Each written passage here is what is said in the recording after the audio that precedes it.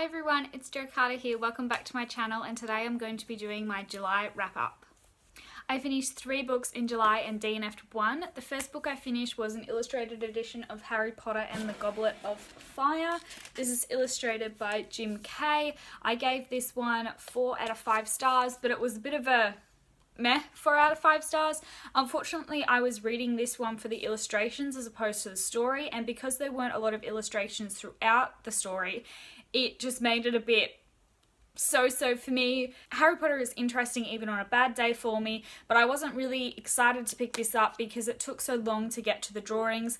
I'm always someone who I would prefer to see them more throughout as opposed to having them smack bang at the end, because as I said, part of my enjoyment is the illustrations. That being said, they're still gorgeous and beautiful. The second book I finished in July is A Monster Calls by Patrick Ness, and this one is also illustrated by Jim Kay. I didn't do that on purpose. This is one of the books that Daniel picked for me. Seems like I'm having a bit of a Jim Kay month. I rated this one 3 out of 5 stars. I think it was good. It was certainly engaging. It didn't make me feel what I necessarily wanted it to make me feel, probably because luckily enough I haven't gone through a lot of grief, but I am going to keep this book because I think it'll be helpful in later on in life when I do have to unfortunately go through that. A Monster Calls is about a boy called Connor who's dealing with his mum having cancer. He's only 13 and he's having to grow up quicker than any boy of 13 should be allowed to, and it sort of starts off with there's a monster that comes into his house, and it's a bit of a mystery as to whether, like, is the monster real, is he dreaming, who is the monster,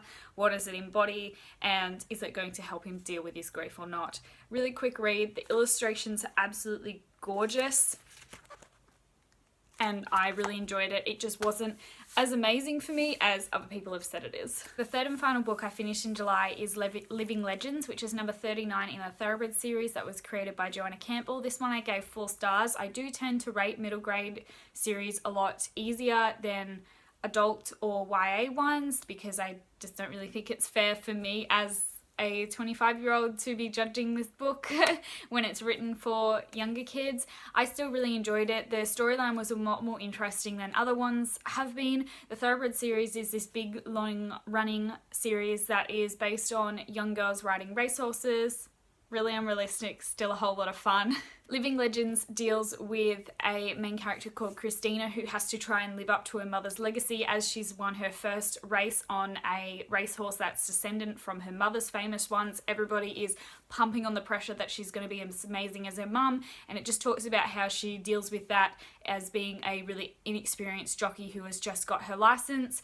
This one I found a lot more realistic and believable than ones in the past. It also features a lot of racing scenes, which I find really interesting. And I feel like this one was a really great addition to the series where it focused on problems or I guess the embodiment of problems, because most young girls aren't riding racehorses, I hope not, because that's really dangerous, but the embodiment of the problems and the pressures that the main character faces in this one is really realistic. I think she deals with them in a realistic and mature way, but a way that is believable for a 16-year-old, so I really enjoyed that one.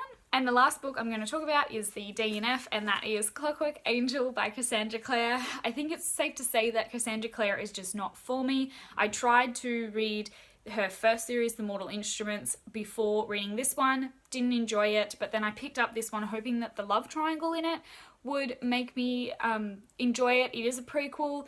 It's set up so all the right things so that I probably would enjoy it. It's in Victorian London. It features technology at the time, which is the Clockwork features. The Clockwork creations are fused with magic to create clockwork people. I don't know much more than that because I didn't get to it. I got about halfway through this book before deciding to DNF it. I just don't really gel with Cassandra Clare.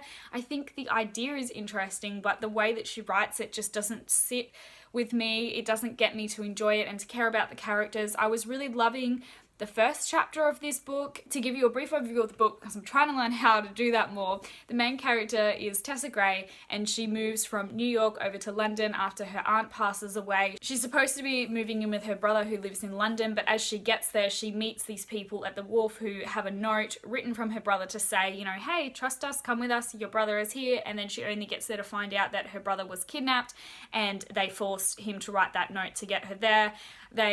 The part that I found really interesting was that she was actually kept in the house, and that whole bit was really fascinating to me, but as soon as the plot continued on, even though there was a plot that I could very clearly see. I just wasn't interested in it at all. Halfway through, there still wasn't really a romance. This is probably supposed to be a slow burn, but because the rest of the plot wasn't interesting, I decided to DNF this. It also means that Clockwork Prince, which I also owned, is going to be unhauled. It's just not for me. I wouldn't dissuade anybody else from reading it. I just think that she is not the author for me, as I keep on saying. So that's it, everybody. There is my wrap up for July. I am glad to be on time again. I'm looking forward to my August reading month, and I hope you guys all had a really good time as well. Let me know what you read. What were some of your favourite things in July? Did you have a good one? Were there things that you hated? Have you read any of these? What are your thoughts and opinions? Thanks so much for watching, and I'll see you guys again next time. Bye!